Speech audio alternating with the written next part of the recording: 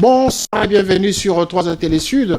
Avant de commencer cette émission, j'aimerais d'abord vous souhaiter les meilleurs vœux pour tous les téléspectateurs de cette émission et ceux justement qui nous ont écrit à travers le monde justement de l'importance que vous donnez à notre émission.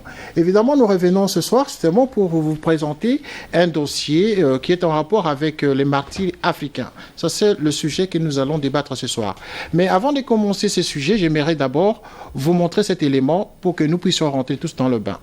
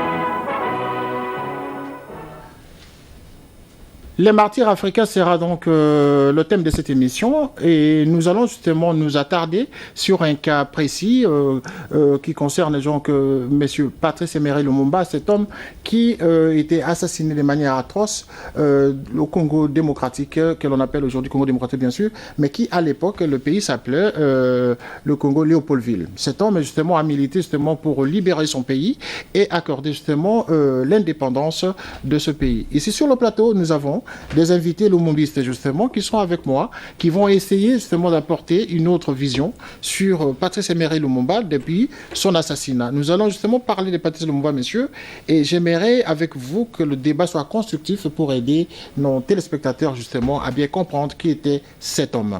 Ainsi donc, pour animer cette émission, j'ai sur le plateau de 3 Télé Sud M. Jean-Pierre Kassende, qui est le défenseur de la pensée politique de Patrice Emery Lumumba. Monsieur, bonsoir. Bonsoir. Alors, également, j'ai M. Jean-Pierre Yomo. Vous aussi, vous êtes théologien, protestant, justement, oui. Et vous êtes aussi lumumbiste. Absolument. Bonsoir, monsieur. Bonsoir. À ma gauche, il y a monsieur Ellie Smith, oui. Journaliste à 3 Télé Sud, que les téléspectateurs connaissent, et qui est lui aussi africain, oui. Qui va apporter sa vision sur Patrice Lumumba, quoique n'étant pas congolais. Okay. Mais évidemment, l'histoire de l'Afrique, vous la connaissez très bien. Oh oui, je me débrouille pour... Eh bien voilà, il y a M. Ndiakani qui est venu de Bruxelles, qui est avocat au barreau de Bruxelles. Monsieur, bonsoir. Bonsoir, monsieur. Eh bien voilà, nous allons donc commencer ce débat avec vous, messieurs, pour l'intérêt de tous les téléspectateurs qui nous regardent à travers le monde, pour essayer justement de comprendre qui était Patrice Emery Lumumba. Messieurs, je vais commencer par vous, M. Kassende. Brièvement, qui était Patrice Emery Lumumba? Patrice Emery Lumumba, politiquement, comme disait Jean-Paul Sartre, c'est le martyr du panafricanisme. Martyr du panafricanisme. Oui, soyez un peu plus explicite. Hein. Il est aussi connu en tant que héros et père de l'indépendance de la République démocratique du Congo. En bref, Patrice Lumumba, c'est cet homme, ce jeune homme de 35 ans que le monde découvre le 30 juin 1960 en train de répondre à un grand roi, hein, le roi des Belges, par son discours. Et surtout, l'assassinat de Patrice Emery Lumumba a fait la une presque à l'époque de toute la presse, tant nationale qu'internationale. Et je crois que qui était Lumumba, nous allons le découvrir tout à l'heure. Alors, M. Jean-Pierre Yomo, brièvement, comme ça, pour commencer l'émission, essayez de nous décortiquer quelques aspects de Patrice Emery Lumumba qui vous sont restés vraiment en mémoire. Oui, pour moi, Lumumba, c'est un témoin. Et être témoin, c'est témoigner de quelque chose. Et tout au long de sa vie, je pense qu'il nous a montré qu'il a travaillé pour la recherche de deux exigences, à savoir l'exigence de la justice et l'exigence de la paix. Alors c'est ces deux perspectives qu'il nous a montrées tout au long de sa vie et que nous pouvons développer tout au long de cette soirée. Voilà, Monsieur Eli Smith, Oui. avez-vous appris l'histoire de Patrice Lumumba chez vous au Cameroun?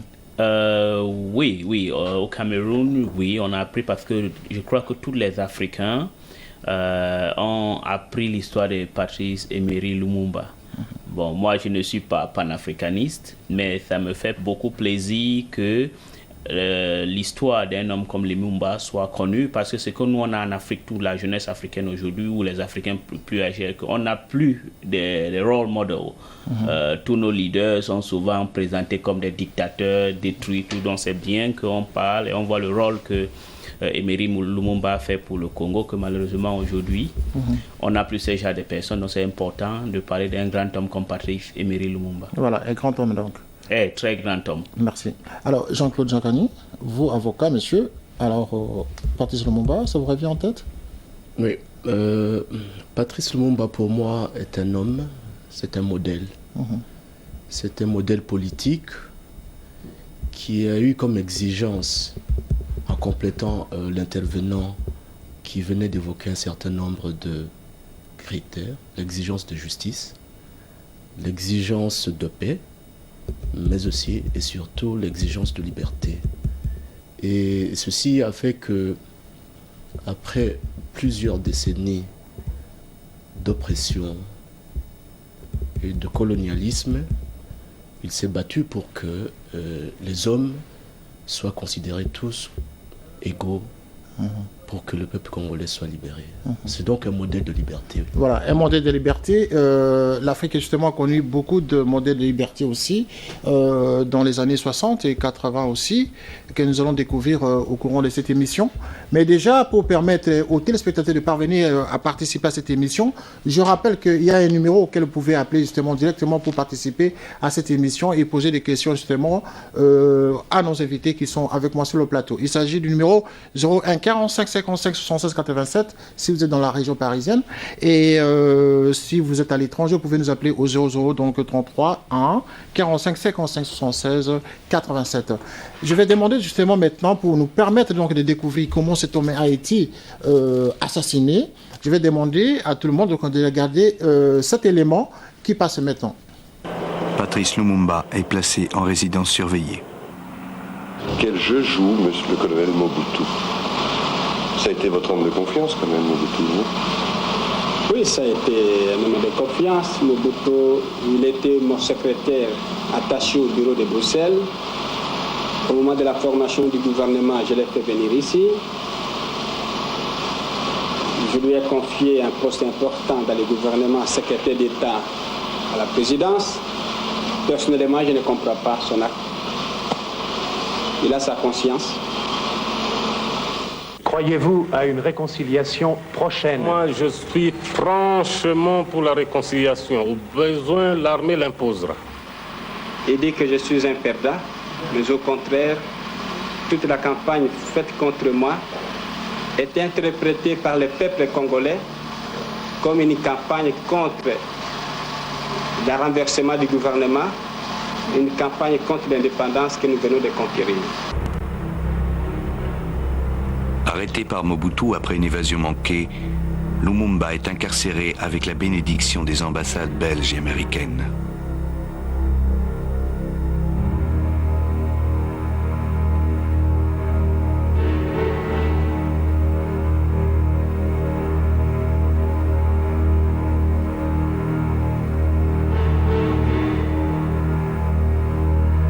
L'ombre a fini par manger sa proie.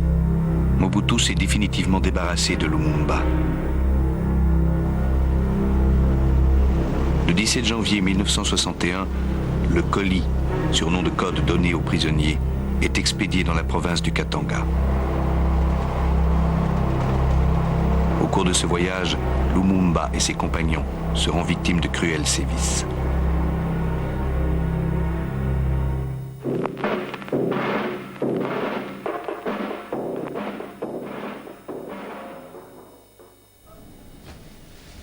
L'ombre a fini par manger sa proie, dit-on. Et M. Jean-Paul Kassende, quand vous regardez ces images, vous dites Patrice Emery Lumumba a été victime de la traîtrise de son propre peuple. Votre réaction? Effectivement, je commencerai d'abord par faire rappeler aux téléspectatrices et téléspectateurs qui nous suivent que c'est demain, 17 janvier 2009, que jour pour jour, il y aura le 48e anniversaire de l'assassinat de Patrice Emery Lumumba. Et les images que nous avons pu voir ont démontré qu'effectivement, et ceci malgré le 5 février 2002, la commission parlementaire qui a pu siéger pour établir la responsabilité de la Belgique pour l'assassinat de Lumumba. Ce qui nous intéresse ici, c'est de voir comment les Congolais ont pu se permettre un tel crime. On ne pourrait pas parler de la date du 17 janvier sans pour autant revenir un peu en arrière pour qu'on sache qu'est-ce qui s'est passé effectivement. En résumé, tout part de l'exposition universelle de 1958, où quelques intellectuels congolais sont invités à l'exposition universelle de Bruxelles. C'est là que Patrice Lumumba et tant d'autres Congolais ont fait partie. Arrivé là-bas, il s'avère qu'en 1957, il faut parler à haute. Oui. Ouais, il s'avère qu'en 1957, le Ghana accède, je crois qu'à son indépendance, je crois que c'est 56 plutôt. Et c'est là qu'un Belge, Jean Van Liert, que j'ai rencontré il y a 4 ans, je crois que j'étais avec M. Yomo, en 2005, il va dire à Patrice Lumumba d'assister à la conférence panafricaine organisée par le Ghana. C'est comme ça que Lumumba rentre à Leopoldville et il se permet, avec un groupe d'amis, bien sûr, de créer un mouvement qui s'appelle Mouvement National Congolais, créé le 10 octobre 1958 avec Diomi, Gaston, Ngouvoulou, Iléo et tant d'autres. À cette conférence panafricaine, Patrice Emery Lumumba amène avec lui Diomi et Ngalula. Donc en ce retour, il est tout à fait normal que Patrice Emery Lumumba se permette de faire part aux Congolais de cette situation panafricaine qui s'est passée à Accra. Il s'avère qu'à Leopoldville, Lumumba, qui n'était pas natif de Leopoldville, avait connu beaucoup de problèmes. Avec la BACO, avec le PNP, et bien avant, parce que nous parlons de l'assassinat de Lumumba, Lumumba, quand il fait part aux Congolais de l'époque, à Leopoldville, il va se passer quelque chose. C'est que Diomi, qui était de la BACO, a reçu un ordre de Kassavubu, qui était de la BACO, sachant qu'à l'époque, la donc BACO, là, vous êtes en train de nous démontrer les traîtres qui ont pu continuer. Effectivement, parce que l'assassinat de Lumumba, c'est ça, nous avons 1h30. Qu'est-ce qui se passe? Kassavubu fait part à Diomi que vous ne pouvez pas. Parce que quand Lumumba fait son meeting, qui est l'interprète à Lingala et à Kikongo, c'est Diomi. Diomi Gaston. Il s'avère que, à l'époque, la BACO, qui n'est autre que l'alliance de Bakongo, qui en 1956 avait demandé que l'indépendance du peuple Congo de la République démocratique du Congo se connaisse de tout le monde. Qu'est-ce qui va se passer? Lumumba, quand il fait son meeting, on reproche à Diomi d'avoir laissé Patrice Lumumba se permettre sur le territoire de Leopoldville dont il n'était pas natif, c'est discours. Donc, il n'était pas accepté. Il n'était pas accepté. Dans Kinshasa. Dans Kinshasa. Maintenant, qu'est-ce qui va se passer? Diomi va se permettre, lui, le 4 janvier 1959, d'emboîter le pas de Lumumba, mais sans autorisation des autorités coloniales belges. C'est-à-dire en faisant quoi? En emboîtant le pas? C'est-à-dire qu'en se permettant, lui aussi, de tenir un meeting pour pouvoir montrer peut-être la popularité de Lumumba. Pour eux, malheureusement, la manifestation n'a pas été autorisée. C'est comme ça que les forces coloniales belges de l'époque tirent sur les manifestants et fait des morts. Là, vous faites allusion à la manifestation du 28 décembre. Du 4 janvier. Non, du 4 janvier 59. Okay, c'est important, voilà. Parce que là, nous allons parler de l'assassinat de Lumumba. Maintenant, qu'est-ce qui va se passer? Il faut que le peuple congolais, il faut que les Africains sachent que cette manifestation, si réellement c'était organisée par la BACO, Kasavubu n'avait pas pris part. Ni des intellectuels de l'époque de la BACO. Non. Après, on a arrêté Kasavubu et c'est Lumumba même qui avait demandé sa libération. Entre-temps, Léopoldville n'étant pas le fief de Lumumba, Lumumba va à Kisangani. En octobre. La province orientale. Orientale, c'est son fief. Oui. Et là, Lumumba va se permettre le même meeting comme il a fait à Kinshasa. À Kinshasa. Mais à quelle date? Lumumba l'a fait le 28 décembre 58. 58. Oui. Le 28 décembre 58, Lumumba tient le meeting. Nous sommes le 28 décembre, donc le 4 janvier, soit une semaine après, la BACO veut déstabiliser Lumumba. Mais il va se passer qu'en octobre, Lumumba est arrêté. Lumumba est arrêté et on conduit Lumumba à la prison centrale de Buluo. Là, il y a un champ libre à des partis politiques tels que le PNP, Parti national progressiste, dirigé à l'époque par Jean Bolikango. Il y a les Konakat. Mais il va se passer encore autre chose, c'est que la Belgique a eu connaissance des événements du 4 janvier. Le roi Baudouin s'est rendu en 1959 aussi.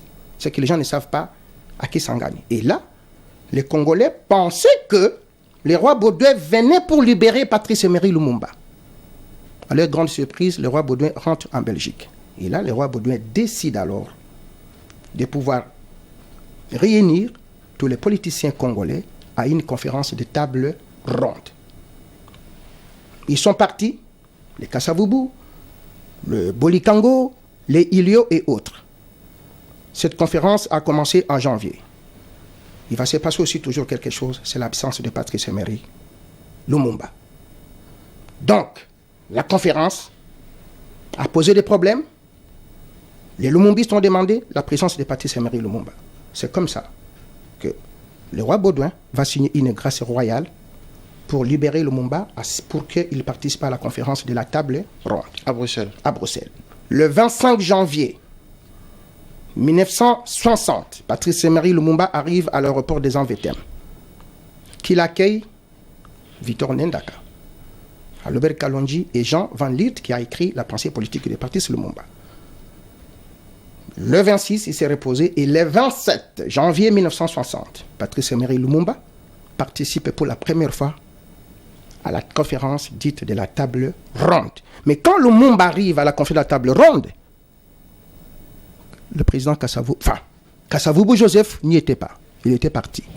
Et c'est Lumumba qui va se permettre de déclarer à ce que le Congo ait son indépendance immédiate. Avec l'appui des autres.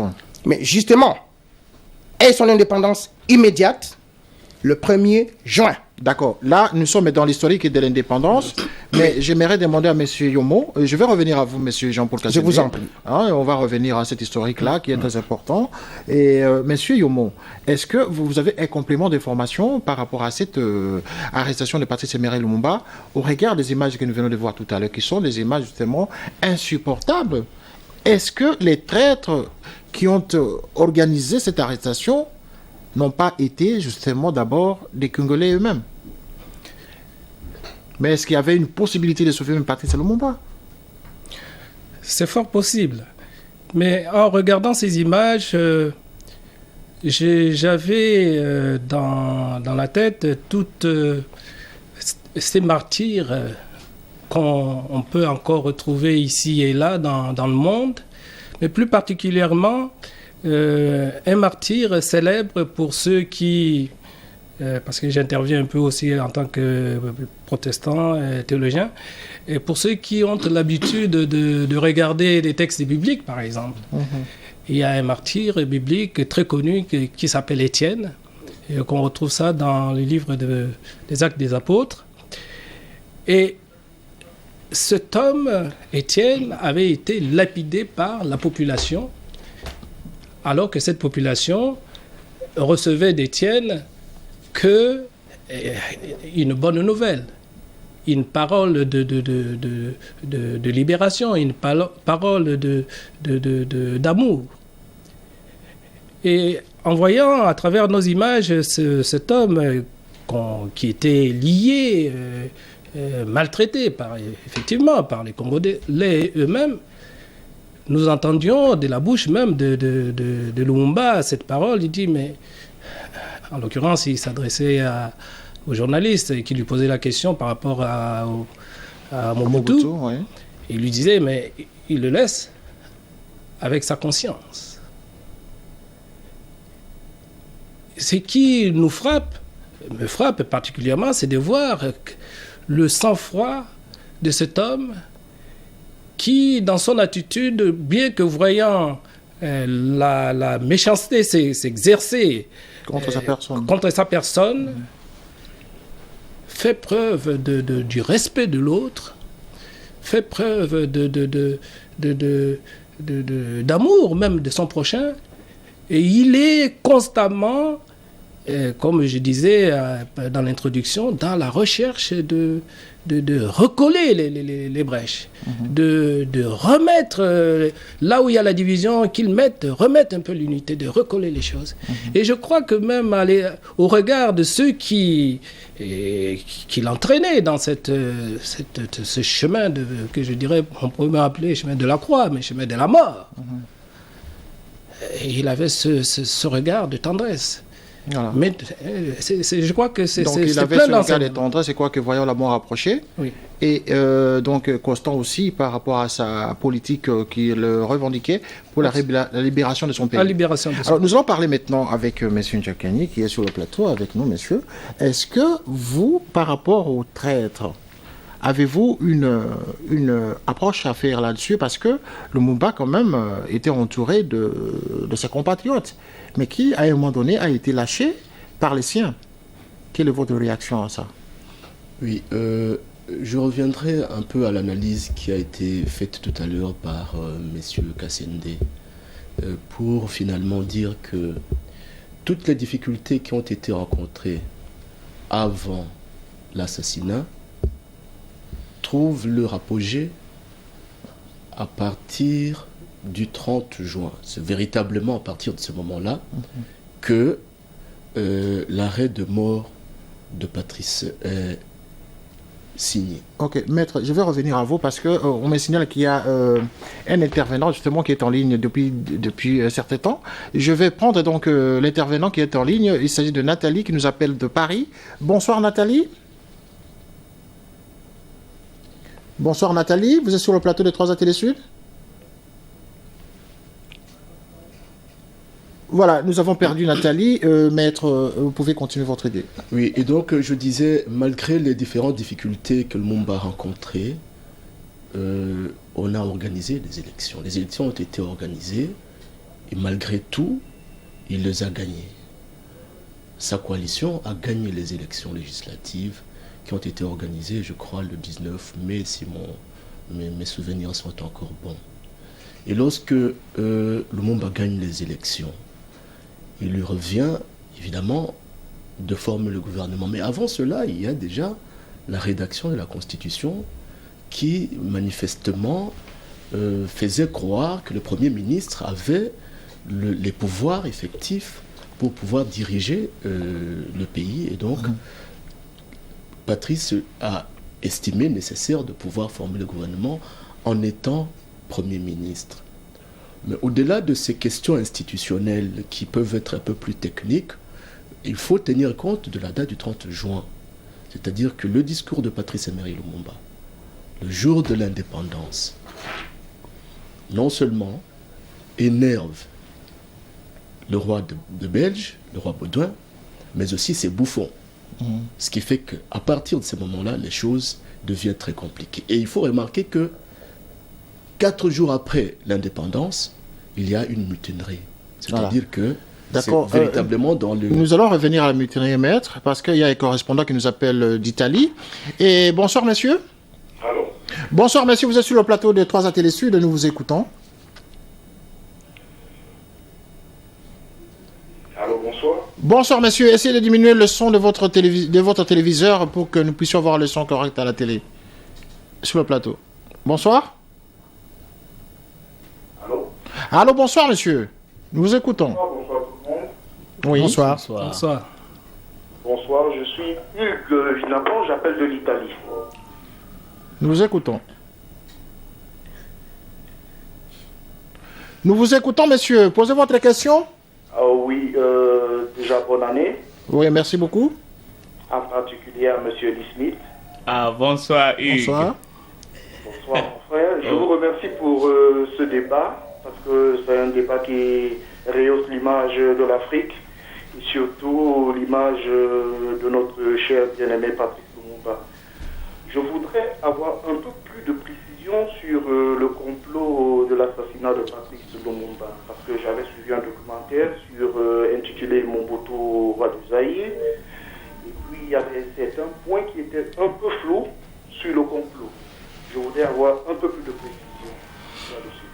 Merci, monsieur. Nous avons justement des invités qui sont bien outillés ici, qui vont vous apporter des informations. Mais Maître, qui était en train justement de parler ici sur le problème lié à l'assassinat justement et au problème des élections, vous allez enchaîner justement pour aider notre intervenant sur cette question. Il voudra avoir un peu plus d'informations sur le complot. Mais continuez d'abord votre fil d'idée. Oui, et donc je disais, après les élections, il forme le gouvernement, il est le Premier ministre. Et donc, il doit pouvoir diriger ce pays. Mais seulement, qu'est-ce qu'on remarque? On remarque que 4 jours plus tard, il y a les militaires qui se rebellent, qui se révoltent. 4 jours seulement. Après ces 4 jours, quel est le motif de la Belgique pour intervenir au Congo? C'est qu'il y a des viols de femmes blanches.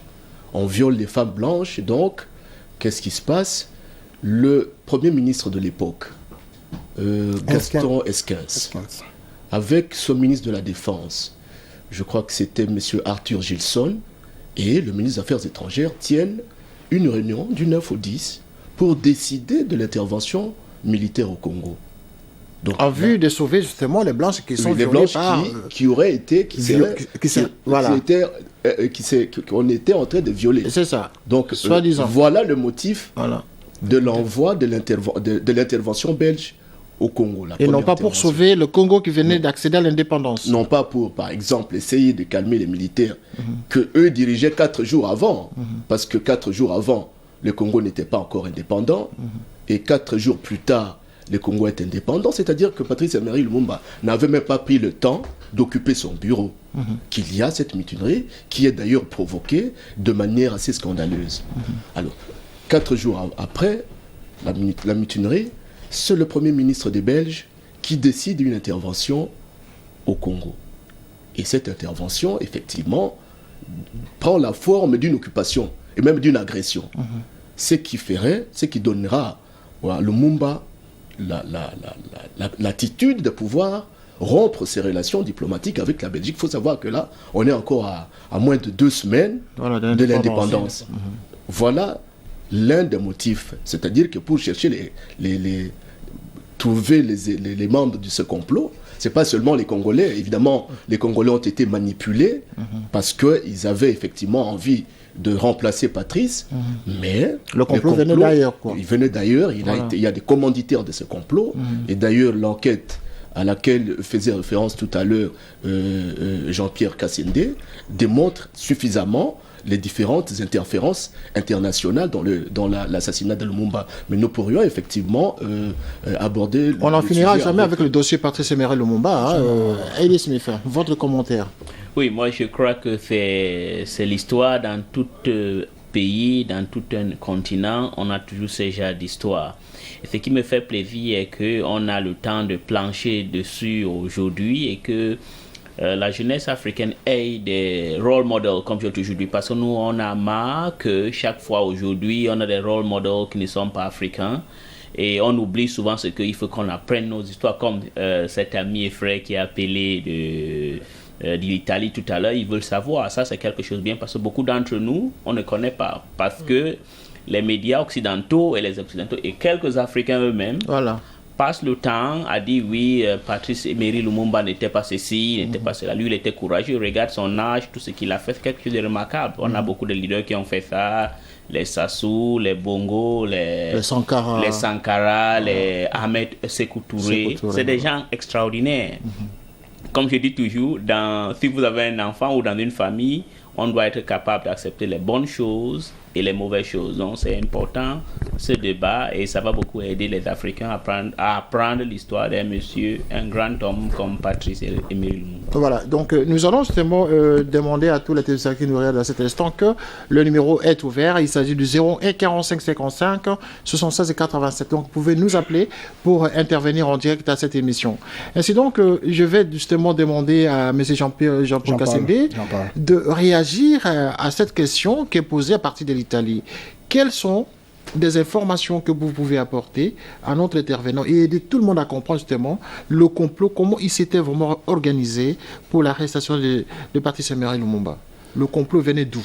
Bon, le plus grand complot de Patrice Emery Lumumba, c'est d'abord les richesses congolaises. Vous savez, la République démocratique du Congo, comme les géologues, les experts le disent, est un scandale géologique. N'oublions pas qu'en République démocratique du Congo, il y avait une grande compagnie minière, ça s'appelait l'Union minière du Katanga, que les gens sachent aujourd'hui, et jusque même ces jours, que les Katanga étaient un poumon économique. Alors quand Patrice Emery Lumumba demande l'indépendance immédiate, le Belge ne s'attendait pas à cette réaction. Je vous dis franchement, c'est en 1958 qu'on a attendu parler des indépendances et quand De Gaulle a demandé à des colonies françaises de dire oui ou non, sauf Sékou Touré qui a dit non. Le Belge ne s'attendait pas. Les événements du 4 janvier et les événements du 30 octobre 1959, les Belges pensaient plutôt à instaurer le plan de M. Blissen, je crois, qui souhaitait, depuis 1946, qu'on prépare les Congolais à l'indépendance. Seul Patrice Emery Lumumba a fait front à tout le monde. Donc, qu'est-ce qui va se passer? Le problème de l'arrestation de Patrice Lumumba était le seul homme politique qui a nui les intérêts économiques belges. Et cela a surpris la Belgique. Donc, il y avait 4 plans. Comme disait Maître N'Diakani, une fois la conférence de la table ronde, on décide à ce que le Congo soit indépendant. Donc, le 1er juin, c'est Lumumba qui demande. Il y avait un front commun qui a été créé. La Belgique ne s'attendait pas à ce front commun. Le front commun, c'était quoi? C'est-à-dire, on a dit aux Congolais là-bas, bien sûr, pas d'autres politiciens belges, qui disaient aux Congolais, demandez votre indépendance. Hein? Il faut quand même savoir que c'est à 1885 que le Congo était devenu l'État indépendant du Congo, donc la propriété du roi belge. En 1908, le roi Léopold II va céder la Belgique, si vous voulez, le Congo à la Belgique. Qu'est-ce qui va se passer? Seul Patrice Emery Lumumba souhaitait cette indépendance. Mais les autres partis politiques étaient contre. Donc, il y a maintenant la formation du gouvernement. Patrice Lumumba aurait pu bien être le président de la République du Congo à l'époque. Il ne souhaitait pas. Il a voulu être Premier ministre parce que, dans toute démocratie, c'est le gouvernement qui reconduit la reconstruction du pays. Il y avait 2 candidats à ces postes de la présidence de la République démocratique du Congo, Joseph Kasavubu et Jean Bolikango. Comme à l'époque, les partis politiques avaient toujours des appartenances tribales, qui dit Bolikango, dit Lumumba, parce que Bolikango était Mongala, Lumumba Mutetela, ce sont tous de l'ethnie Mongo. Lumumba avertit Jean Bolikango, il lui dit, attention, Léopoldville est habité par les Bakongo. C'est bien sûr, c'est ça qu'on a vu, la force de Kasavubu, la Bako. Si vous passez président de la République, nous allons perdre la capitale, il y aura des émeutes. C'est une information que je donne à tout le monde. Ce Patrice Emery Lumumba avait voté, avait souhaité que Kasavubu soit président. Tout à fait. Et ça, qu'on le dise ou non. Une fois arrivé le 30 juin, pour ce fameux discours de Lumumba, les fameux discours de Lumumba étaient quoi? Le roi Baudouin a rendu hommage. C'est quand même normal. Il faut que les gens sachent que la République démocratique du Congo, on connaît peut-être que Lumumba, pas peut-être, on connaît Lumumba martyr, mais il y avait un autre martyr que les gens ne connaissent pas, Ngongolo Tété, qui a été pendu à 1893. Tout le monde a appris l'histoire de la révolte des Batetela. Donc, il va se passer. La Belgique a vu cela, ok, mais Lumumba était piégé partout. Il était piégé partout. L'indépendance, c'est le 30 juin. Il va se passer quelque chose de grave et de terrible. Vous vous rendez compte? Quand les Congolais sont partis à la conférence de la table ronde, c'était pourquoi? C'était pour que le Congo soit indépendant. Personne ne s'est opposé à l'indépendance. Tous ont voulu. Mais on piégeait Lumumba. Ils arrivent à Kinshasa le 30 juin, Lumumba prononce son discours où il répond au roi Baudouin parce qu'il n'était pas dans les programmes.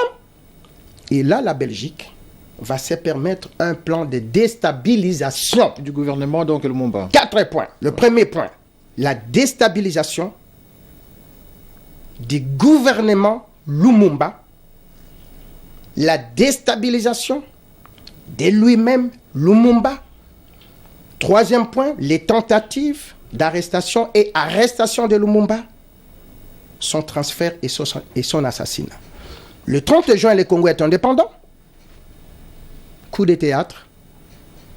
La mutinerie, comme a dit M. Ndiakani, mais ce n'était pas un fait très important. Ce qui était important, c'est la proclamation de l'État indépendant du Katanga le 11 juillet, messieurs. Nous sommes le 30 juin 1960. Le Congo est indépendant. Le 11 juin, Tshombe proclame l'État indépendant du Katanga. Le 11 juillet, donc. Le 11 juillet, 11 jours après l'indépendance. Donc c'est un complot vraiment bien organisé. La Belgique qui a accepté à ce que le Congo soit indépendant. Tshombe est à la conférence de la table ronde. Tout a été fait. C'est Lumumba qui signait l'acte d'indépendance.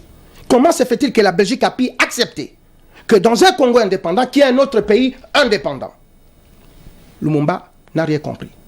Le 14 juillet, Lumumba et Kasavubu font en sorte d'aller au Katanga pour se poser avec un avion. Tshombe le refuse. Mais vous n'allez pas me dire que du 30 juin au 11 juillet, Tshombe avait une armée pour s'opposer quand même à l'armée nationale congolaise de l'époque, même s'il venait de la France. Non, c'est parce que la Belgique était là. Pourquoi? Tout simplement parce que le roi Baudouin, rancunier qu'il est, il a démontré par le discours de Lumumba. C'est vrai que ce discours de Lumumba était en quelque sorte son arrêt de mort. Ça, ce n'est pas notre problème. Mais c'est une réponse qu'il donnait quand même Justement, maintenant qu'il va se passer le 11 juillet, personne n'intervient.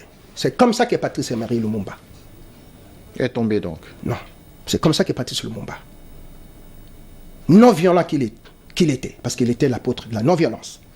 Patrice Lumumba, qui voulait l'unité, parce que n'oublions pas que son parti politique a été le seul parti qui prônait l'unité nationale. Lumumba n'a pas voulu envoyer l'armée au Katanga. Parce qu'il y a l'ONU qui a été créée en 1948. Lumumba va faire appel à l'ONU pour que l'ONU intervienne au Katanga. La première fois, messieurs, qu'un Congolais menacé, au lieu d'engager son armée pour, excusez-moi l'expression, buter cette armée de Tshombe, il refuse. Qui n'avait pas, parce que Lumumba non plus n'avait pas d'armée. Effectivement. Donc, quand l'ONU intervient, Lumumba, disons que la Belgique hésite. Le roi Baudouin, le 28 juillet, va écrire au secrétaire général de l'ONU à l'époque, Dag Hammarskjöld, de ne pas intervenir. Donc, oui, et quand Lumumba dit que, dans ces cas, si vous n'intervenez pas, je fais appel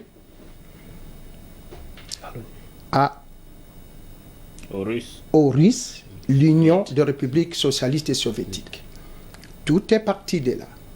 Une raison pour Lumumba d'être accusé de communiste, alors qu'il n'a jamais été communiste. C'est comme si à l'époque, la France ou la Belgique, donc les États-Unis d'Amérique, n'avaient pas de relations avec des partis communistes. Même en France, il y avait un parti communiste. Tout est parti de là. Et qu'est-ce qu'ils vont faire de Lumumba? Lumumba, la sécession katangaise, le 11 juillet, le roi Baudouin va dire à Kasavubu de révoquer Lumumba. Le 5 septembre 1960, Lumumba est révoqué. Il est vrai que, selon Maître, comme il a dit, dans la constitution congolaise, il était dit que le président de la République avait le droit de révoquer ses premiers ministres.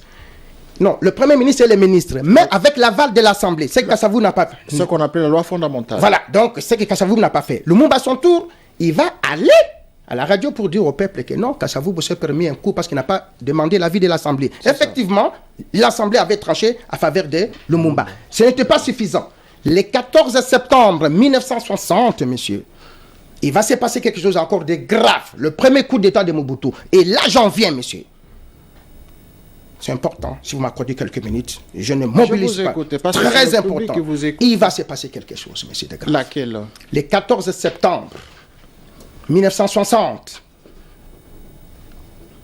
après les coups de Joseph Kasavubu de révoquer son président de la République Salava de l'Assemblée, Joseph Désiré Mobutu, avec un groupe, le maréchal. Ça on en parlera. Ouais. Je parle des années. Nous parlons de l'assassinat de Lumumba 61. Nous ne parlons pas des 65. Voilà. Si un jour vous m'invitez, je le dirai. Donc, revenons à nos moutons, le 14 septembre 1960, avec un groupe de Congolais. Je citerai au moins ceux qui vivent et qui aujourd'hui sont au pouvoir. Justin-Marie Bomboko, je crois qu'il est sénateur. Mario Cardozo à l'époque, aujourd'hui le Sembe, il est peut-être sénateur aujourd'hui.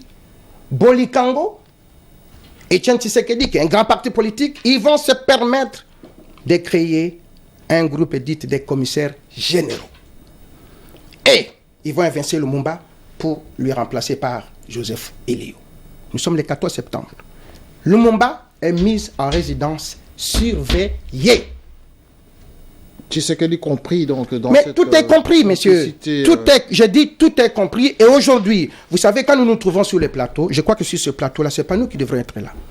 Ce sont ces gens-là, qui sont des sénateurs aujourd'hui, en République du Congo, qui devraient être là, qui devraient répondre aux questions qu'on nous pose. Et je crois que vous ferez ça. Parce qu'aujourd'hui, nous voulons connaître pourquoi cet homme a été assassiné.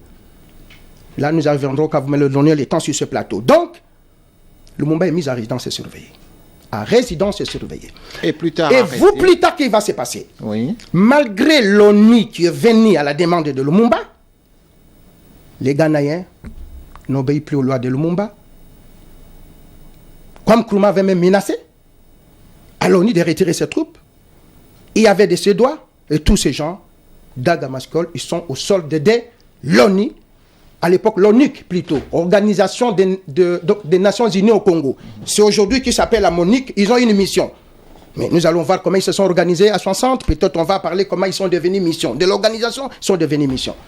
Alors, Lumumba est mis en résidence surveillée. Alors, l'arrestation de Lumumba, messieurs, vous savez, un détail très important aussi. Très important. Pendant tous ces temps-là, à 60, Patrice Lumumba, sa femme était tombée enceinte. C'est un détail très... On n'en parle pas, on cache. Oui. C'est une révélation que vous faites. Une révélation, messieurs. C'est-à-dire que Patrice Lumumba, avant de mourir, avait laissé une femme enceinte. Non. À 60, son épouse était enceinte. Qu'est-ce qui va se passer? Son épouse est consciente. Parce que Lumumba est à résidence surveillée. Donc, il y a un médecin de l'ONU, comme par hasard, qui vient. Son nom va me revenir, qui dit à Patrice Lumumba, non. Il faut que votre femme aille accoucher en Suisse. Oui, monsieur. Madame Veuve Lumumba pourrait témoigner. Pendant cette période de turbulence. Des turbulences. Lumumba accepte et il envoie sa femme. Aujourd'hui, Madame Veuve Lumumba, née Pauline Opango, en Suisse, à Bâle. Et... Non, plutôt, la fille de Lumumba est née à Kinshasa, Léopoldville. Donc, il est tombé malade. Et comme par hasard, un médecin de l'ONU consulte la fille de Lumumba.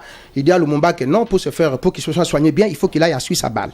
Effectivement, Madame Lumumba et la fille de Lumumba sont partis à Bâle.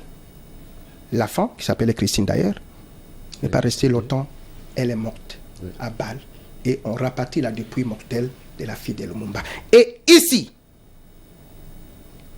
je crois, Monsieur Justin-Marie Bomboko, vous m'attendez? Monsieur Bolikango, vous m'attendez? Mario Cardozo, vous m'attendez? Etienne Tshisekedi, vous m'attendez? Parce que vous êtes des sénateurs, je m'adresse à vous, s'il vous plaît. Je ne mens pas. Sinon, intervenez. Qu'est-ce qui va se passer avec le bébé? Donc, la dépouille mortelle de la femme de Lumumba, Lumumba est en résidence surveillée avec la dépouille mortelle de sa fille. La femme de Lumumba ne veut plus entendre parler de la politique. Il demande à ce qu'on puisse organiser des funérailles pour sa fille. Lumumba écrit au président Kasavubu. Lumumba écrit au président Kasavubu et le président Kasavubu lui répond ceci. Vous n'êtes pas, donc disons à l'époque, vous n'êtes pas Kinois, donc vous n'êtes pas de Léopoldville. Léopoldville, ce n'est pas votre terre, c'est une terre qui appartient au Bas-Congo. Vous allez vous débrouiller avec la dépouille de votre fille. Ah, oui, monsieur. Lumumba a un problème de conscience traditionnel. Il n'en peut plus. Qui vient voir Lumumba? Et encore un détail très important. Antoine Roger Bolamba, qui fut conseiller de communication de Lumumba.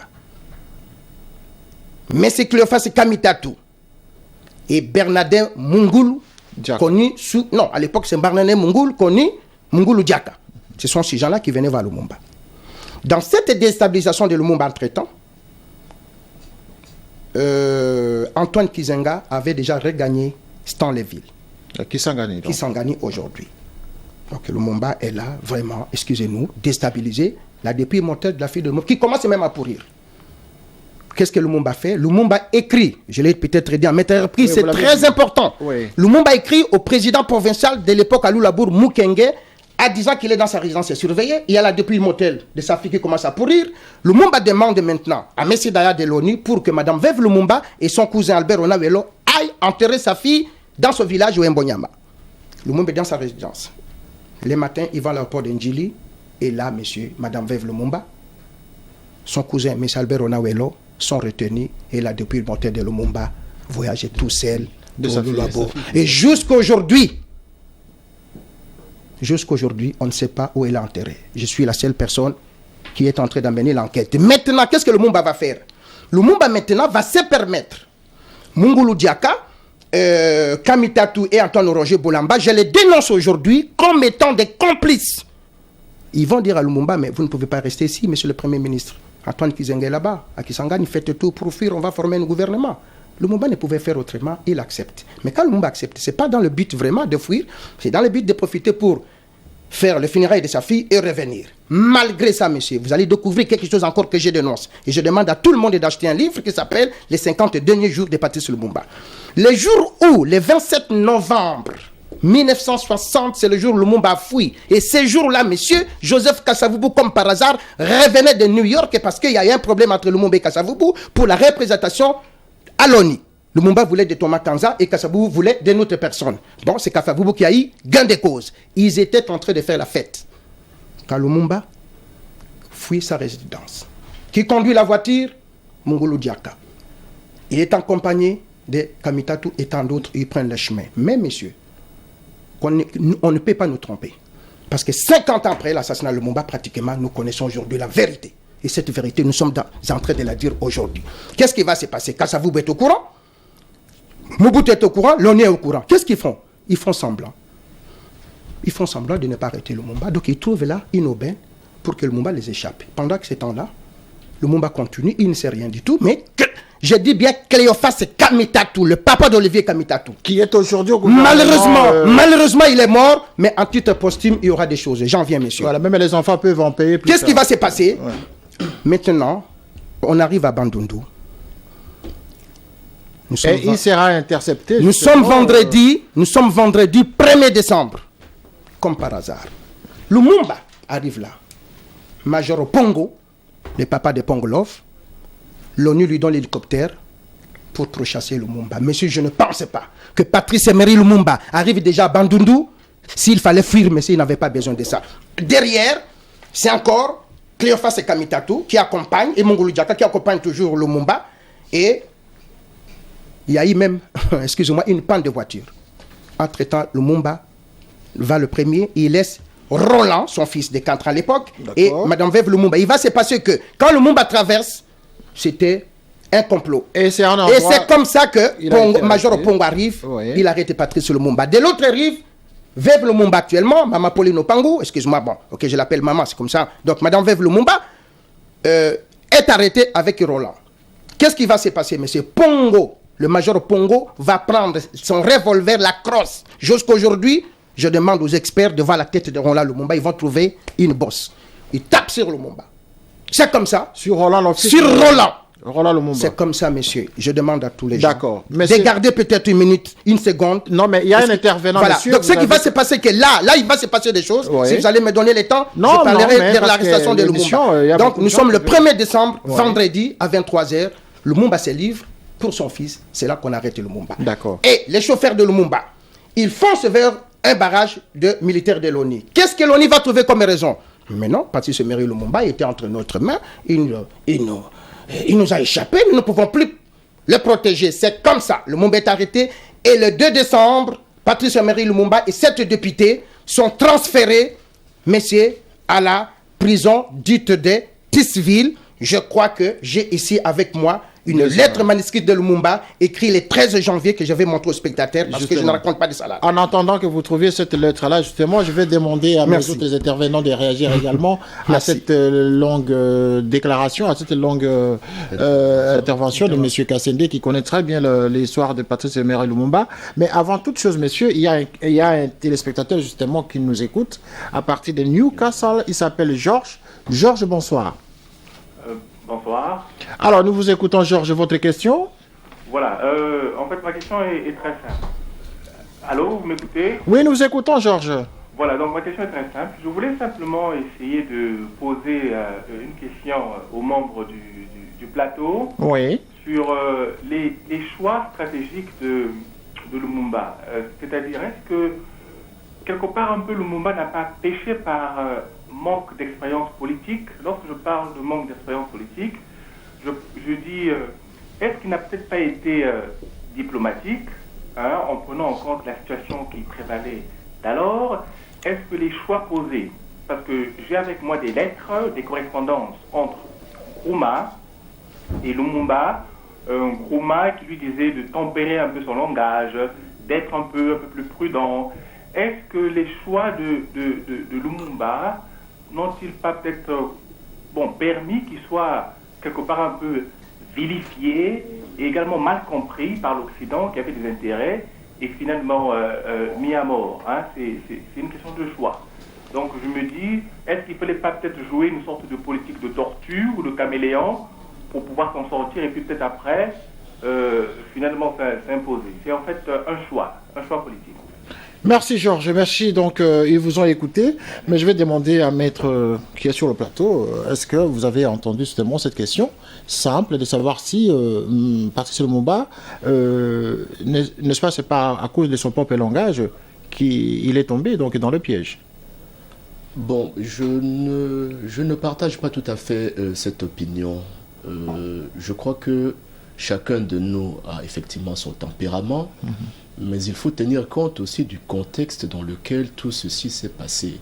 Parce que c'est bien beau de dire, il n'avait pas une approche beaucoup plus diplomatique et que c'est par cela que il lui est arrivé ce qui lui est arrivé. Il faut savoir que nous sommes en 60.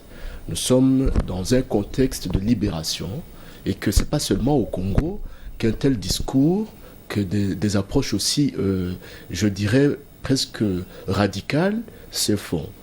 Aux États-Unis, les gens luttent pour l'égalité, pour la non-discrimination, avec des discours assez violents. En Afrique aussi. Et donc, c'est un comportement qu'il faut intégrer dans un contexte politique donné. Évidemment, la culture de lutte politique de Lumumba fait qu'il faut absolument que les gens retrouvent leur indépendance. Et comme il n'était pas possible, parce que lorsque le roi de Belge fait son discours, il faut écouter le discours du roi de Belge.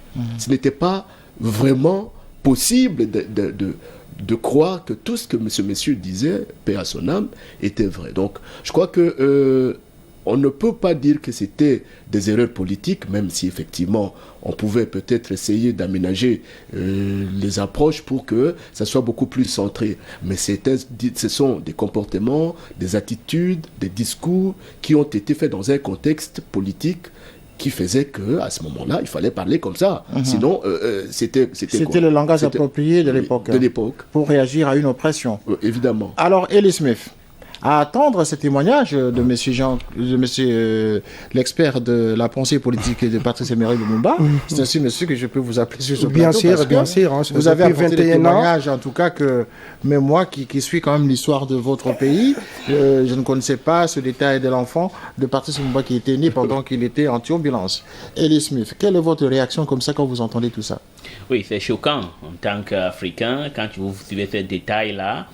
Ça montre un peu que l'être humain est divers, ondoyant. Ce qui arrive à aux Congolais qui ont livré ou participer à l'assassinat de M.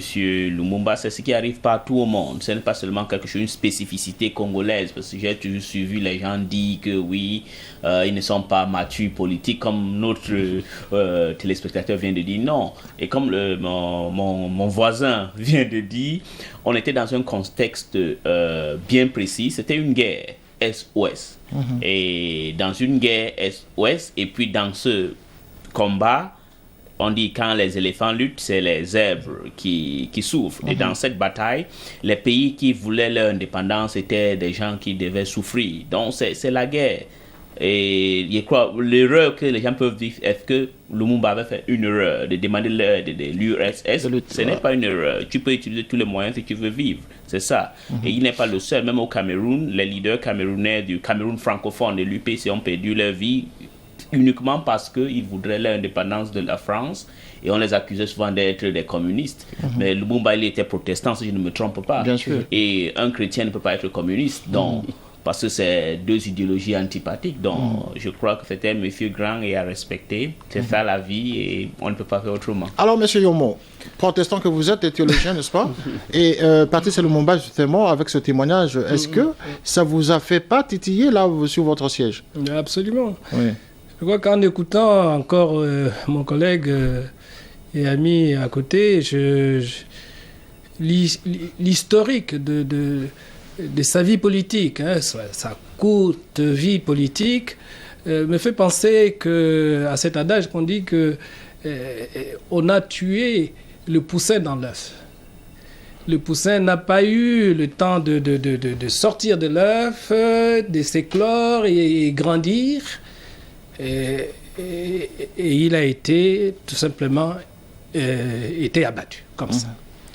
Et d'où il n'a pas eu, même pas, parce que des fois on dit, mais on peut lui reprocher, on entend ici et là, et il n'avait pas vraiment une pensée politique cohérente, des choses comme ça, alors que, à l'image tout simplement de notre hymne national, debout congolais, dont Lumumba est un des pères qui ont soutenu cette pensée, ce destin qui apparaît dans ce rêve, qui apparaît dans le debout congolais, bâtir un pays plus beau qu'avant. Et quand on suit les différents discours de Lumumba, on voit qu'il y a toute une pensée politique, économique, sociale, un cheminement de construction d'un pays plus beau qu'avant qui est là et qui apparaît ici et là, même pas ici et là, mais de façon cohérente, et qu'il n'a pas eu le temps de pouvoir exécuter son plan, sa politique. Et c'est vraiment dramatique quand on voit les courts moments, et la manière dont les choses se sont jalonnées, agencées, pour vraiment le paralyser avec les 4 points que Jean-Paul nous a énumérés. C'est vraiment... Effectivement, il est reconnu aujourd'hui que la Belgique ne voulait pas de l'indépendance du Congo parce que il y avait eu vraiment des chercheurs qui ont trouvé que les Belges voulaient que cette indépendance vous soit accordée 30 ans plus tard, à partir des 60. Et justement, c'est ça qui a créé la jalousie auprès de la Belgique, qui était votre pays colonisateur. Monsieur Jean-Paul Kassende, je vais revenir à vous, mais avant toute chose, j'aimerais rappeler justement aux téléspectateurs que vous pouvez toujours appeler à ce numéro où nous écrit justement Afri Opinion, yahoo.fr, justement pour participer directement à cette émission. Alors, monsieur Jean-Paul Kassende, avant d'aller justement à la deuxième partie de l'émission, je vais demander justement qu'on nous lance un élément pour que vous voyez justement les autres martyrs africains auxquels nous allons avoir à débattre au courant de cette année. Et il y en a tant d'autres, il y en a beaucoup qui ont exercé justement en Afrique, qui ont lutté pour la libération de l'Afrique. Il y en a beaucoup auxquels justement nous allons débattre pendant toute cette année et nous allons vraiment chercher à éventrer le bois pour ressusciter les morts, ressusciter justement les morts qui ont fait que l'Afrique soit ce qu'elle est. Monsieur. On nous a présenté des montages financiers alléchants, des dossiers. Nous nous sommes endettés pour 50 ans, 60 ans, même plus. C'est-à-dire que l'on nous a amenés à compromettre nos peuples pendant 50 ans et plus. Mais la dette, c'est sa forme actuelle. contrôlée, dominée par l'impérialisme. Une reconquête savamment organisée pour que l'Afrique, sa croissance, son développement obéissent à des paliers, à des normes qui nous sont totalement étrangères, faisant en sorte que chacun de nous devienne l'esclave financier, c'est-à-dire l'esclave tout court, de ceux qui ont eu l'opportunité, la ruse, la fourberie de placer les fonds chez nous avec l'obligation de rembourser. On nous dit de rembourser la dette. Ce n'est pas une question morale. Ce n'est point une question de ce prétendu honneur que de rembourser ou de ne pas rembourser. Monsieur le Président, nous avons écouté et applaudi le Premier ministre de Norvège lorsqu'elle est intervenue ici même. Elle a dit, elle qui est européenne, que toute la dette ne peut pas être remboursée. La dette ne peut pas être remboursée.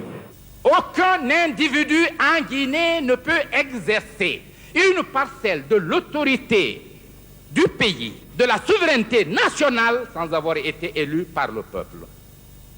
À 17 ans, tout le monde est électeur. Aucune loi ne peut être votée par le Parlement guinéen sans avoir été soumise sous forme de projet à tous les villages, à tous les quartiers, pour que le peuple le discute, en détermine d'abord la moralité, en laissant au Parlement le soin de donner la forme régulière à la loi. Aucun peuple ne le fait. Nous sommes d'une démocratie avancée. Et ce n'est pas par orgueil quand je dis que notre système démocratique est en avance. Je voudrais que les plus sceptiques viennent en Guinée. Je suis le fruit de mes frères et de mes sœurs.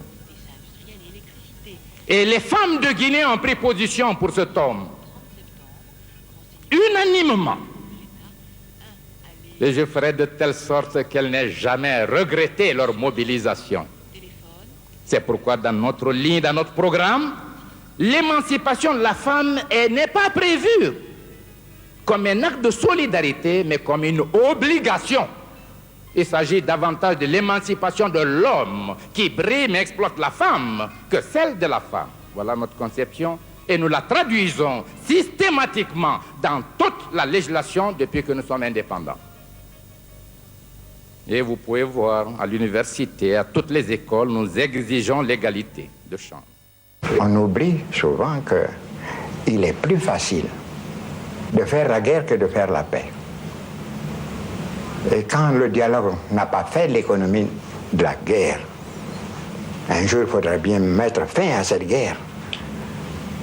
Il faudra recourir au dialogue, négociation au dialogue. Mais dans des conditions difficiles. Après des destructions de tant de vies humaines, de biens matériels, il y a une citadelle de méfiance qui s'installe, difficile à démolir.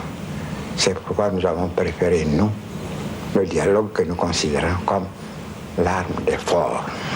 C'est l'indispensable. C'est le préalable à tout développement harmonieux de l'Afrique. Le peu que nous avons réussi, tout est relatif, malgré la crise en Côte d'Ivoire, sans une goutte de pétrole, sans un kilo de fer, de cuivre, de bauxite, d'uranium, de manganèse, nous l'avons obtenu grâce au travail de nos paysans. Mais dans un climat de paix sociale. C'est vous dire combien nous sommes attachés à la paix et combien nous devons la soigner comme la prunelle de nos yeux. Et nous savons que ce n'est pas facile.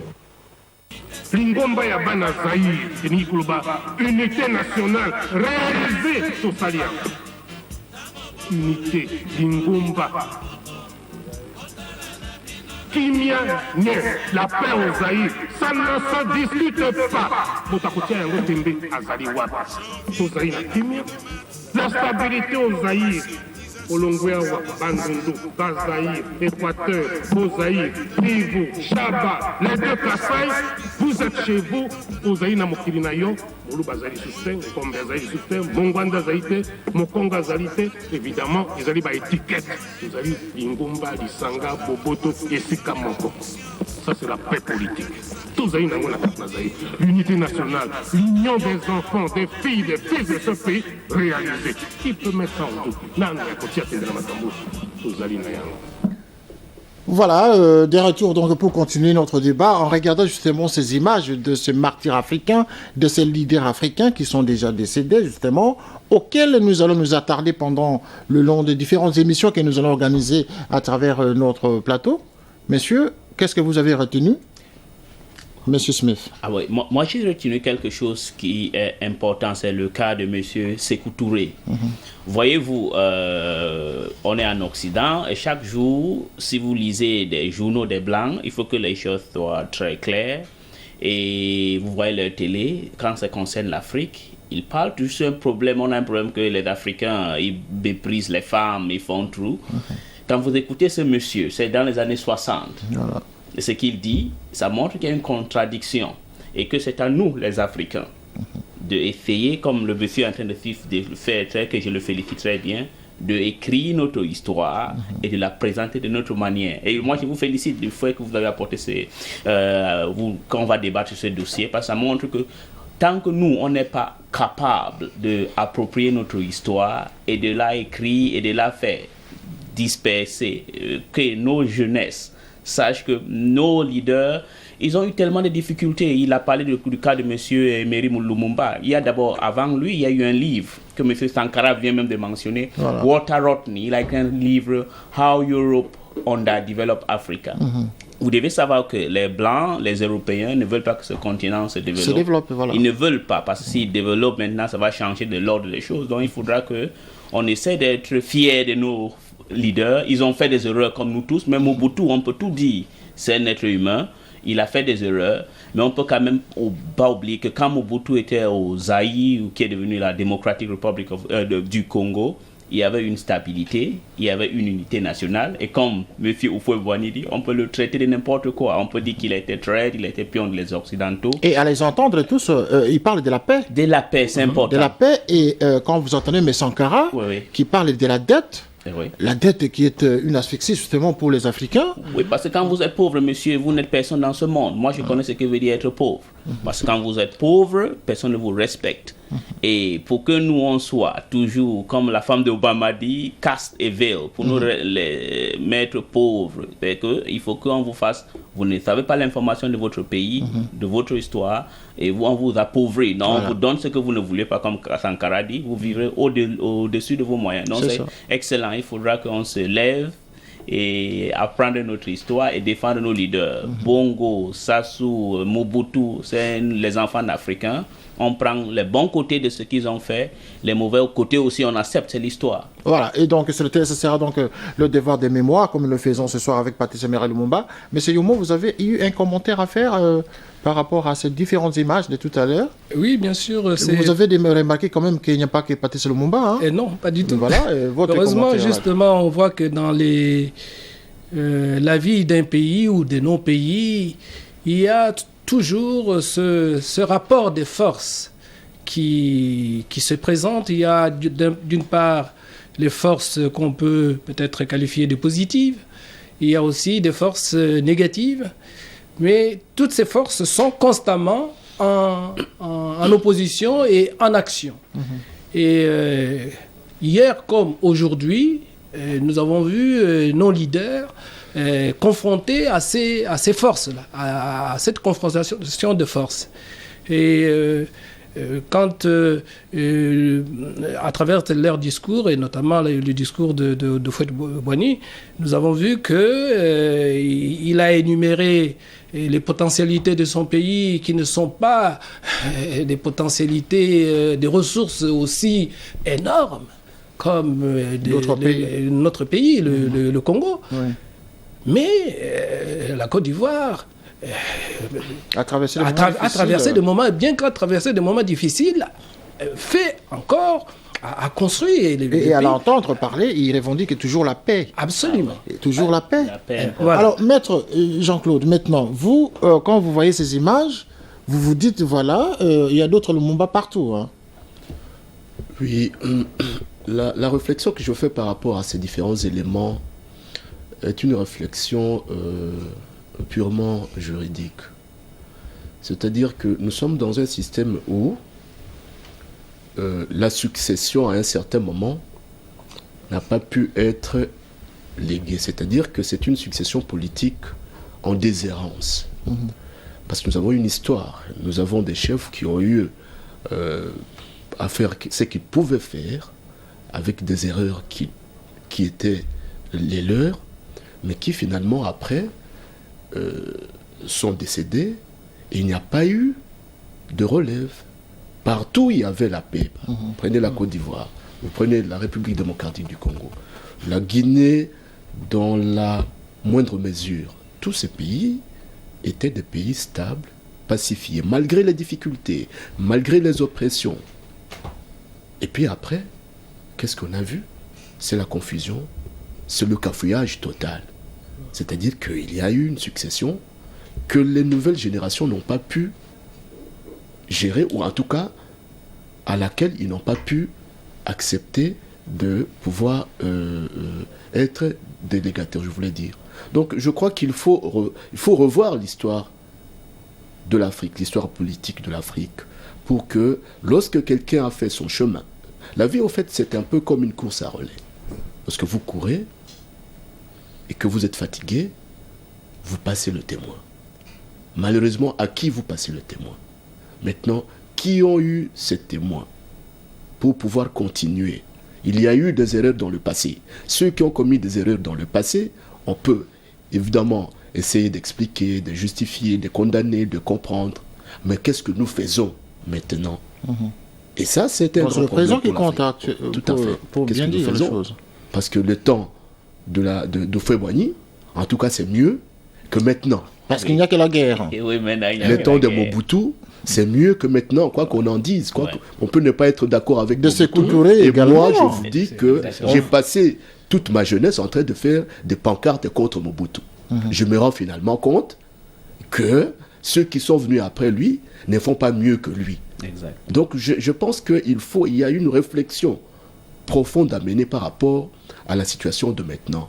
Ceux qui ont succédé à ces messieurs, qu'est-ce qu'ils font de ces différents pays? C'est le bilan, quoi. Voilà. L'héritage. Et bien voilà, donc nous allons continuer cette émission, M. Jean-Paul Kassende.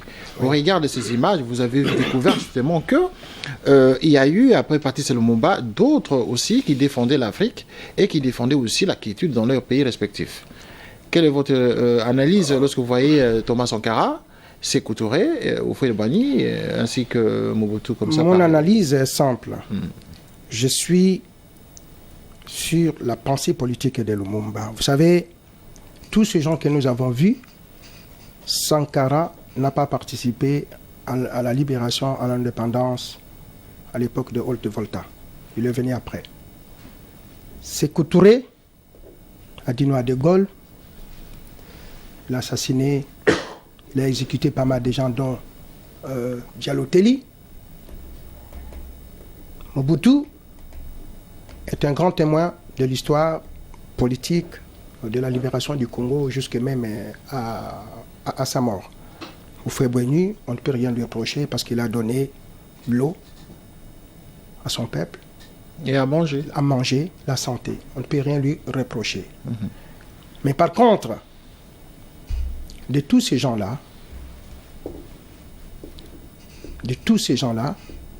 nous avons vu Sankara, nous avons vu Sékou Touré, nous avons vu Mobutu, nous avons vu Houphouët-Boigny. Et il y en a d'autres, hein? Oui, je sais, ça va suivre, mais je parle de ce qu'on a vu. Il y a un seul qui est un génie du mal, chez Joseph Désiré Mobutu. Pourquoi? Parce que cet homme qui a été témoin de l'histoire du Congo aurait pu tirer les leçons de l'histoire de la République démocratique du Congo. Il ne l'a pas fait. Oui, pendant 32 ans, d'accord, il a régné sur un territoire, oui, il n'a rien apporté. Si Mobutu aurait fait quelque chose, je vous dis sincèrement, comme disait Maître, les gens qui sont au pouvoir ne seraient pas ça, au on pouvoir. le sait, mais monsieur, excusez-moi, vous reconnaissez quand même que sous Mobutu, il y avait la paix dans votre pays? Je ne peux pas reconnaître que sous Mobutu, il y avait la paix. Est-ce qu'il y avait la guerre comme vous connaissez aujourd'hui? Non, excusez-moi. Sous Mobutu. Non, mais répondons quand même. Oui, sous Mobutu. Oui, sous Mobutu. Mais est-ce que vous avez eu des guerres comme vous les avez aujourd'hui? Mais tout dépend maintenant de ce que vous appelez guerre. Mais ce que vous appelez guerre, moi je comprends qu'est-ce que vous voulez dire par guerre. Des menaces que vous avez aujourd'hui. Non, mais excusez-moi, je vais en venir. Mobutu, s'il aurait préparé une armée nationale, nous n'aurions même pas de Rwandais chez nous. Non, mais il a forgé quand même le sens de l'unité nationale. Bon, c'est vrai, si vous voulez dire qu'il y avait moins de morts qu'aujourd'hui, oui. Non, mais Mobutu. Mais il a forgé quand même le sens de l'unité nationale chez vous. Non, il n'y avait pas l'unité nationale. Mais les Congolais le reconnaissent. Non, mais écoutez, les Congolais le reconnaissent, c'est parce qu'ils n'ont connu que Mobutu. Mais bien entendu, parce que sous Mobutu, ils ont vu quand même en comparaison de ce que vous avez aujourd'hui, il y a une comparaison qu'ils font avec un bilan quand même. Ils se disent, sous Mobutu, il y avait quand même la sécurité, il y avait une forme de sécurité, disent-ils, et aussi, il a forgé les gens de l'unité nationale quand même. Comparativement vous savez, à ce que vous avez aujourd'hui. Il est tout à fait normal que sous Mobutu, qu'il y ait la paix. Pourquoi? Parce qu'il régnait à maître absolu. Mobutu n'avait pas d'opposants. Excusez-moi l'expression. Aujourd'hui, il y a des opposants un peu partout. Si vous regardez ce qui se passe au Congo... Donc vous comprenez que la démocratie que vous avez installée était danger pour votre pays, étant donné qu'elle balkanise en même temps votre pays. Vous ne savez, la maîtrisez pas. Non. La fameuse démocratie. Non, monsieur, il ne faut pas exterminer tous les hommes politiques pour régner à maître absolu, pour dire qu'il y a la paix. Nous, vous savez, la démocratie, c'est d'abord de quoi? Et aujourd'hui, qu'est-ce qui se passe au Congo? Non, mais la démocratie, c'est d'abord quoi? La démocratie, c'est d'abord l'unité nationale. Qui dit unité nationale, dit la défense du territoire. Mais aujourd'hui, qu'est-ce qui se passe au Congo? Aujourd'hui, là. Mais aujourd'hui, ce qui se passe au Congo... Bon, alors maintenant, je vais vous dire ce qui se passe au Congo aujourd'hui. On parle d'une extermination pour la première fois, Congolais. D'accord, pour la première fois, c'est nous. Ce sont, excusez-moi, quand je dis nous, moi, Mobutu, c'est pas mon problème. Excusez-moi, j'ai le respect de lui, il fut mon président, pas de problème. Mais sous Mobutu, il n'y avait pas. Aujourd'hui, Mobutu a la chance. Pourquoi il a la chance? Vous partez à Kinshasa, vous allez voir que son parti politique règne, le MPR. Même son fils qui est ministre d'État, aujourd'hui il est vice-premier ministre, il a un parti politique qui porte le nom de son père, Union des démocrates mobutistes. Donc nous avons donné quelque chose que Mobutu n'a pas pu nous donner. Non, excusez-moi l'expression. Aujourd'hui, vous allez voir Kengoa, donc au Sénat, les 8 premières autorités du Sénat sont des mobutistes. Donc mais ça nous avons apporté... Non, excusez-moi. Non, si aujourd'hui, ces gens qui sont au pouvoir... Vous qui comme vous Non, mais nous les Congolais victimes du système des Mobutu et peut-être du système actuel, c'est ce que je dis. Non, attention. Moi, quand vous avez récompensé les mobutistes au pouvoir, donc. Non, on ne les a pas récompensés. Si à 60, excusez-moi, vous savez, nous parlons ici de Lumumba, nous parlons ici du Congo. Si à 60, il n'y a pas eu de complicité contre Lumumba, nous ne serons même pas arrivés là. Mais est-ce que vous reconnaissez quand même que sous Mobutu, il y avait eu le sang de... Mais il n'y a pas eu la guerre sous Mobutu. Bon, ça, je reconnais qu'il n'y a pas eu la guerre, il n'y a pas eu la mort. Mais aujourd'hui, il y a la guerre. Pourquoi? Mais vous savez qu'il y a... tous les Congolais, nous faisons de... Et les Smith a fait des reportages. Oui, non. Moi également, il est vrai qu'il y a l'instabilité politique, économique, sociale en République démocratique du Congo. Pourquoi? Qu'est-ce que vous pouvez reconnaître à Mobutu sous les 32 ans de pouvoir? Sous les 32 ans de Mobutu, Mobutu a été... Tout en te disant aussi Mobutu a été un homme qui avait compris que les Congolais, pour qu'il y ait la paix, les Congolais, il faut un seul homme. Il le disait. Donc Mobutu a réussi ce que nous appelons la paix parce qu'il a régné en maître absolu. Et c'était une mauvaise chose, ça? Vous savez... D'avoir régné en maître absolu et d'avoir... Le président Bongo a dit ceci. Oui. Excusez-moi. Le président Bongo a dit ceci. Pas des Bongo, hein? Non, excusez-moi. Le président Bongo a dit ceci lors des assises de RCA, que mieux vaut... En République centrafricaine. Centrafricaine, oui. Mieux vaut un mauvais gouvernement avec les enfants de son pays qu'un bon gouvernement dirigé par l'extérieur. Et donc, pour vous, sous Mobutu, qu'est-ce qu'on avait? Eh bien, ce Mobutu, tout le monde le sait, M. René Mobutu. En référence, c'est que vous venez de dire. Oui, en référence, Mobutu a été l'homme qui ne défendait pas l'intérêt de l'Afrique. Mobutu a été l'homme qui a défendu l'intérêt des Occidentaux pendant la guerre froide. Il a fait que ça. La preuve en est qu'à sa mort, personne n'a été parce qu'on l'a dupé. Excuse-moi l'expression. Ellie Smith. Oui, moi... Rapidement, parce que nous avons un intervenant qui nous appelle de l'Allemagne. Hein? D'accord, moi je crois que souvent... Il faut qu'on essaie d'aller au-delà de tout cela. On essaie de tirer dans tout ce que nos leaders ont fait des bonnes choses. Sékou Touré n'était pas ce que les gens disent. Ça, c'est un monsieur qui a lutté pour l'indépendance de son pays. On ne peut pas refuser. Et alors, comme vous dites que Mobutu était... ou Houphouët-Boigny, que vous paraît... apprécier moins mal si vous voulez. Voilà. Donc le problème est que dans tout ça, un produit fini de la France. Voilà, c'est ça. Donc il faut, la paix est importante. Vous avez cité M. Omar Bongo, ce qu'il a dit lors du dialogue inclusif en Centrafrique. La paix est très importante. Si Mobutu a fait la paix en RDC, c'était pour le bien des Congolais. La guerre n'est pas bonne. La guerre n'est pas bonne, justement. Alors, maître, je vais revenir à vous, maître. Je vais vous donner la parole tout à l'heure. Mais il y a un intervenant qui nous appelle d'Allemagne, il s'appelle Kessongo. Bonsoir, monsieur Kessongo. Bonsoir, monsieur. Je voulais juste donner mon opinion sur les débats. Nous vous écoutons. Bon, moi, je dirais il y a le monsieur qui est, je ne sais pas s'il est lumumbiste ou il est de la partie de Lumumba, il est fait Lumumba. Oui, il est donc responsable donc de la pensée politique de Lumumba. Il est spécialiste plutôt. Voilà. Donc, moi, je dirais ceci. Nous avons connu l'époque de Lumumba, les événements, l'époque de Mobutu, avec... il a dirigé bien que mal, bon, on accepte. Mais je trouve que nos dirigeants, ils continuent toujours à faire les mêmes erreurs. Les problèmes de l'Afrique, l'homme africain, il est irresponsable. Une fois au pouvoir, il cherche toujours à pouvoir gagner l'argent et c'est l'intérêt de l'argent. Il ne voit pas l'intérêt de son peuple. Et l'Occident utilise ces moyens pour pouvoir gouverner l'Afrique d'une main longue.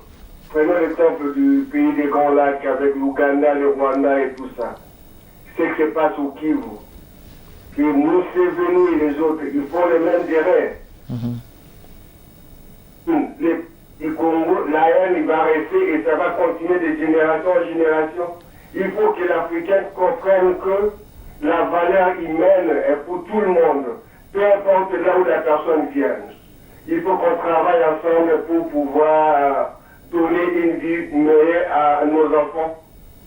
Mais l'homme africain, c'est comme si le pouvoir, c'est un moyen pour s'enrichir. Il voit que ça. Et c'est ce que l'Occident utilise pour contrôler l'Afrique. Et tant que l'Afrique restera comme ça, nous allons continuer à vivre tous ces mal.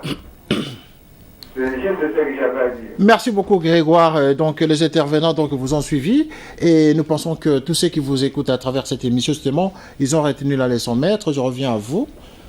Quelle est justement votre approche à cette question, monsieur? Oui, je voulais seulement faire un commentaire par rapport à ce que nous venons de dire à propos de ces différents chefs d'État. Vous savez, la démocratie, au fait, la démocratie c'est un processus. Qui n'est pas, c'est un idéal vers lequel on tend, qui commence et qui doit s'améliorer chaque fois que nous avons l'occasion de pouvoir le faire.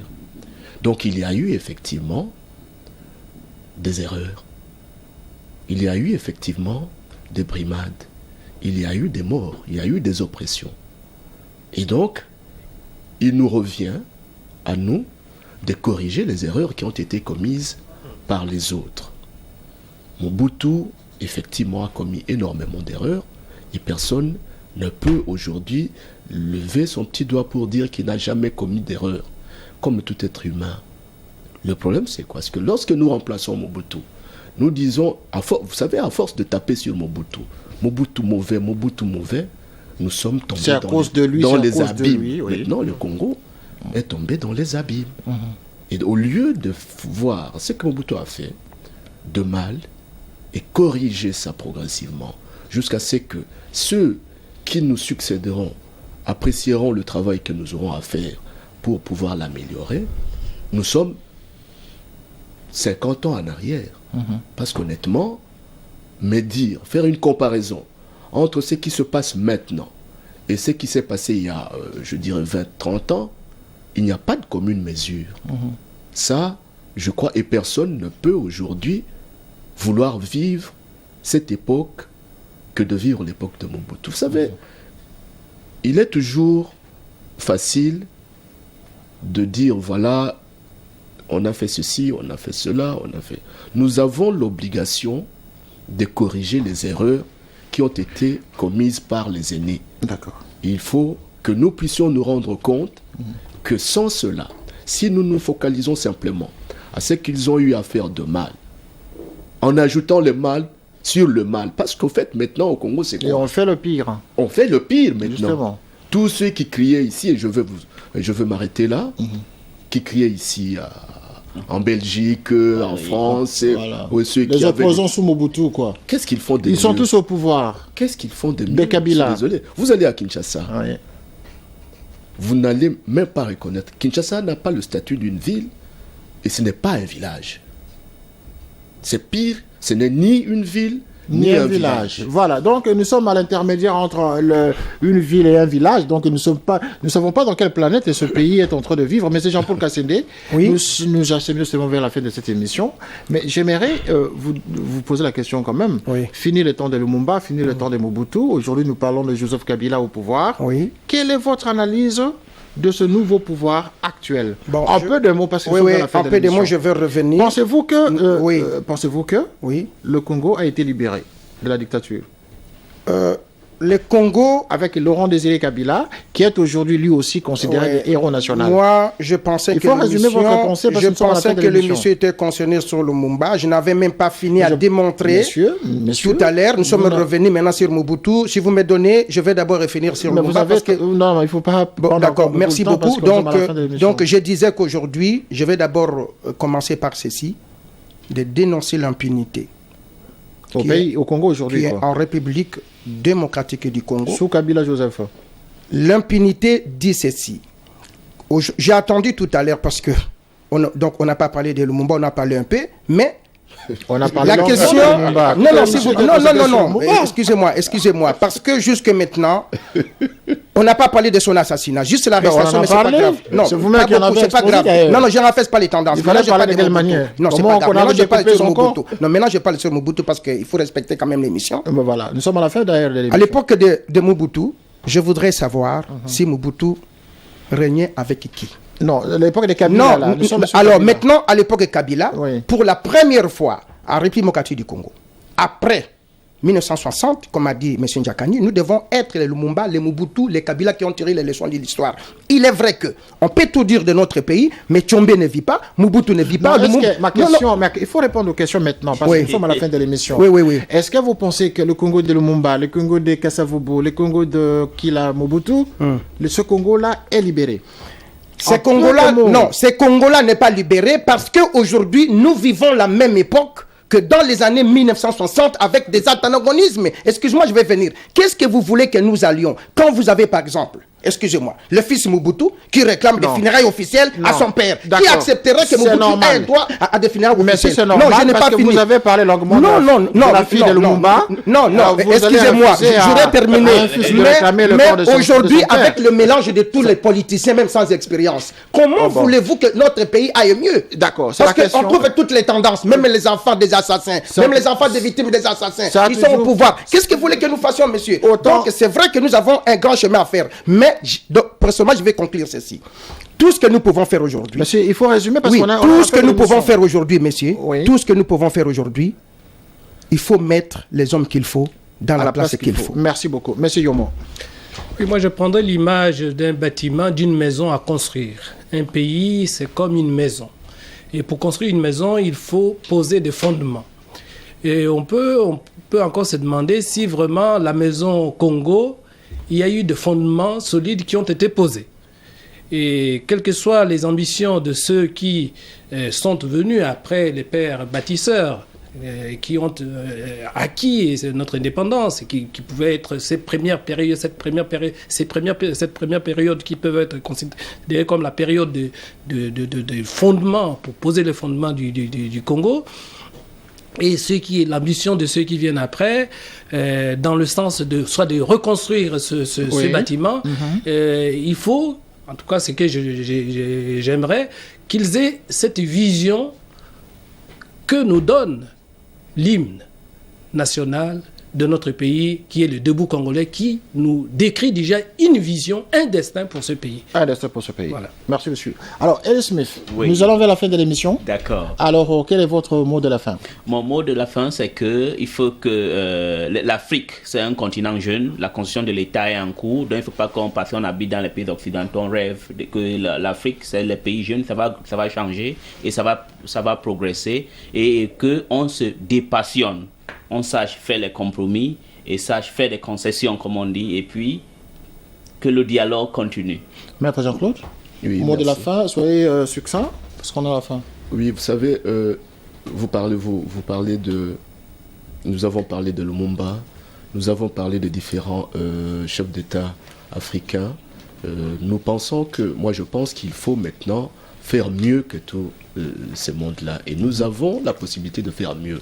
Si nous voulons, si nous aimons nos pays, si nous aimons l'Afrique, nous pouvons faire mieux. Et nous avons d'ailleurs l'obligation de faire mieux. Parce qu'on va juger aussi ce que nous avons fait par rapport à l'histoire et par rapport à ceux qui nous ont légué ces différents pays. Merci. Ainsi donc se termine cette émission, messieurs. Je vous remercie d'être passés pour débattre de ce sujet très délicat qui est en rapport avec les martyrs africains, dont M. Patrice Emery Lumumba.